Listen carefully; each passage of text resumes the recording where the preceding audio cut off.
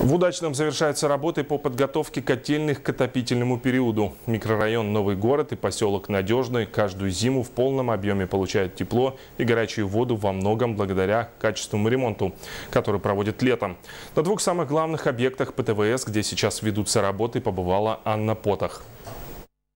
Это котельная авангардная. Благодаря стабильной работе она обеспечивает горячей водой весь Удачный, а также отапливает 1/3 города. К осенне-зимнему периоду котельная готова на 70%. На сегодняшний момент выполняется ремонт кровли силами подрядной организации ООО «Веста-А».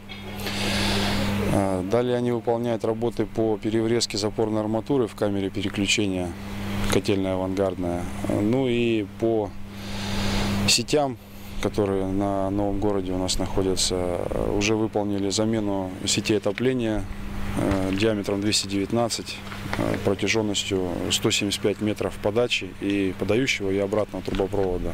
Подготовку котельной к зиме начали еще в апреле. В первую очередь произвели ремонт насосов и электрических котлов.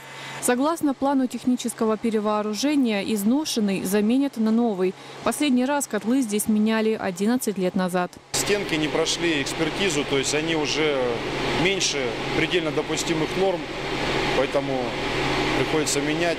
Один из этапов текущей работы – проверка и настройка релейной защиты. А это котельная обогатительной фабрики номер 12.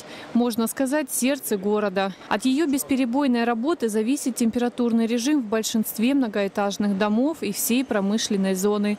Она же обеспечивает горячей водой все промышленные объекты Удачненского ГОКа. На данный момент котельная готова процентов на 80. То есть мы уже готовы запуститься хоть сегодня.